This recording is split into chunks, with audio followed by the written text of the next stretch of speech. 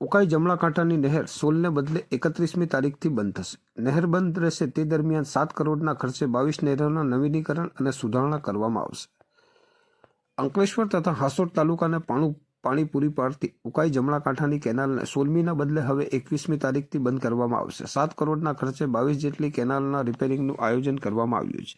દર વર્ષે ડિસેમ્બર અને જાન્યુઆરી મહિનામાં કેનાલમાં પાણી છોડવાનું બંધ કરી રિપેરિંગની કામગીરી હાથ ધરવામાં આવતી હોય છે. બંને તાલુકાના ખેડૂતોની પાણીની માંગને ધ્યાનમાં રાખીને ચાલુ વર્ષે કેનાલને 1 સપ્તાહ મોડી બંધ કરવામાં આવશે. 21મીથી 36 દિવસ માટે કેનાલમાં પાણી પુરવઠો બંધ કરી દેવામાં આવશે. આ દિવસો દરમિયાન રિપેરિંગની કામગીરી હાથ ધરવામાં આવશે. નહેર બંધ રહેવાની હોવાથી અંકલેશ્વર નોટિફાઈડ એરિયા તેમજ નગરપાલિકા તરફથી તળાવમાં પાણીનો સંગ્રહ કરી લેવાયો છે. ઉદ્યોગો માટે 36 દિવસ ચાલે તેટલું અને પાલિકાએ 35 દિવસ સુધી ચાલે તેટલું પાણી કેનાલમાંથી મેળવી તેનો તળાવમાં સંગ્રહ કરી લીધો છે.